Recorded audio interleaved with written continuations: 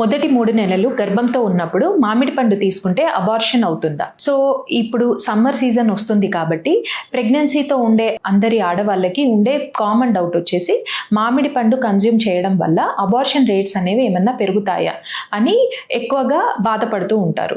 So దీనికి మనకి ఏంటి అంటే మ్యాంగో ఏదైతే మనము మామిడి పండు అని అంటామో ఇది మనకి హైలీ న్యూట్రిషియస్ ఫ్రూట్ అండి.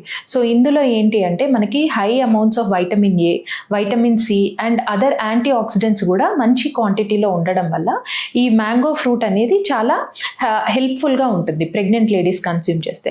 బట్ మనకి ఇంపార్టెంట్ థింగ్ ఏంటి అంటే moderation is the key.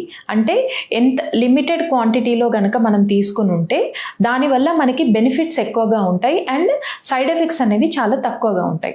So especially first 3 monthsలో ఉన్నప్పుడు డైలీ 1 ఫ్రూట్ అట్లా మనం కన్జ్యూమ్ చేసినప్పుడు మనకి దానివల్ల పెద్దగా నెగటివ్ ఎఫెక్ట్స్ అనేవి ఏమీ ఉండవు.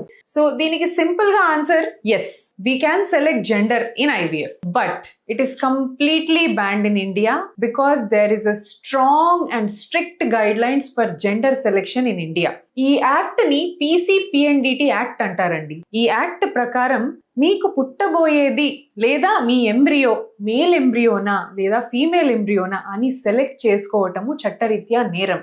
లేదా ప్రెగ్నెన్సీ వచ్చిన తర్వాత కూడా if you want to know the gender of your baby అంటే మీరు స్కాన్ లో చూసుకొని బేబీ గర్లా లేదా బేబీ బాయా మాకు చెప్పండి అని అడగటము తప్పు, ప్లస్ మీకు జెండర్ రివీల్ చేసే డాక్టర్ కూడా ఆ జెండర్ రివీల్ చేయడం తప్పు.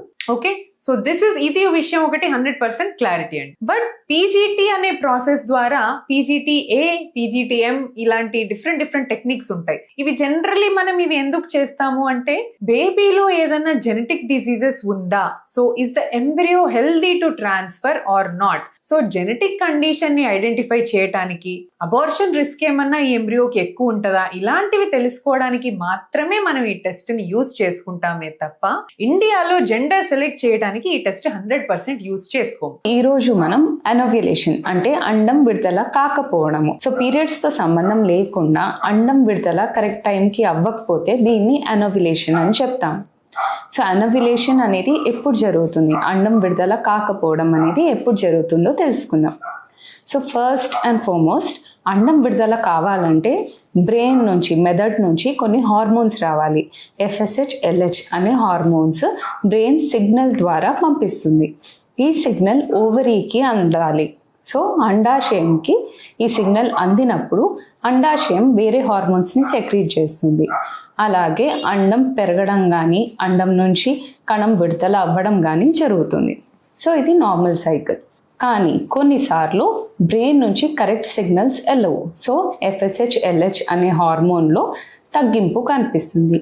దీనివల్ల అండాశయాల నుంచి కూడా హార్మోన్ సెక్రీషన్ అనేది జరగదు. గర్భసంచి వాపు అనేది మనకి చాలా రీజన్స్ ఉంటాయన్నమాట.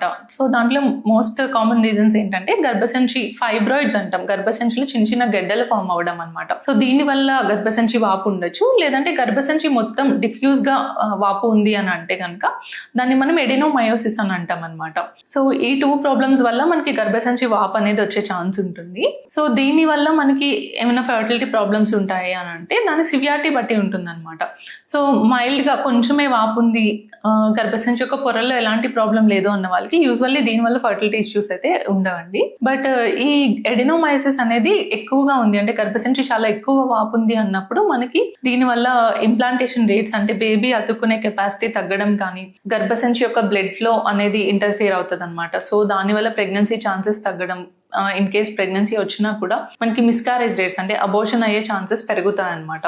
అండ్ సెకండ్ కాజ్ ఫైబ్రాయిడ్స్ వచ్చేసి, ఫైబ్రాయిడ్స్ అంటే ఏంటి అని అంటే యూట్రస్ లో ఉండే గడ్డలు. సో యూట్రస్ లో మనకి ఏంటంటే చిన్న గడ్డలు ఏర్పడుతూ ఉంటాయి అనమాట అప్పుడప్పుడు. ఈ ఫైబ్రాయిడ్స్ ఏంటంటే లొకేషన్ బట్టి ఉంటుంది అనమాట. అంటే గర్భసంచిలో ఏ ప్లేస్ లో ఈ ఫైబ్రాయిడ్ ఉంది, ఎంత సైజ్ ఫైబ్రాయిడ్ ఉంది అని దాన్ని బట్టి ఉంటుందండి. సివియారిటీ ఆఫ్ ప్రాబ్లం బట్టి ఫైబ్రాయిడ్స్ కానీ ఎడినోమైసిస్ కానీ ఉంటే మీ డాక్టర్ అది సర్జికల్ గా కరెక్ట్ చేయాలా లేదంటే మెడికల్ గా ట్రీట్ చేసి ప్లాన్ చేయొచ్చు అనేది మీకు అడ్వైస్ చేస్తారు.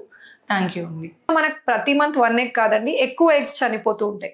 ఈ రేట్ ఏ స్పీడ్ తో అయితే ఈ ఎగ్స్ చనిపోతున్నాయో మన ఏజ్ పెరిగే కొద్దీ ఈ స్పీడ్ కూడా పెరుగుతూ ఉంటుంది.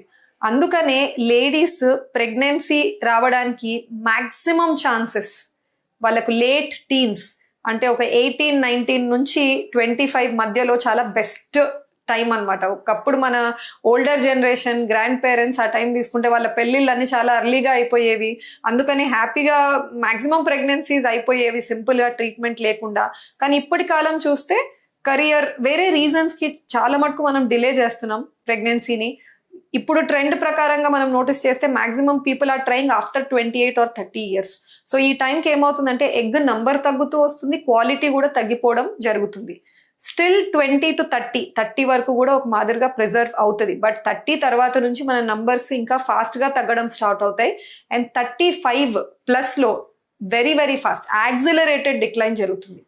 ఎంత ఫాస్ట్గా మన నంబర్ ప్లస్ క్వాలిటీ డిగ్రేడ్ అవుతుంది అంటే ఆఫ్టర్ 35, 40+ లేడీస్ ఎవరైతే ప్రెగ్నెన్సీ కోసం ట్రై చేస్తున్నారో పర్ మంత్ ఒక్కొక్క మంత్లో వాళ్ళకి ప్రెగ్నెన్సీ వచ్చే అవకాశాలు 5% కంటే తగ్గిపోతాయి. నంబరు తక్కువ ఉంది, వాళ్ళలో ఎగ్ క్వాలిటీ కూడా బాగుండదు.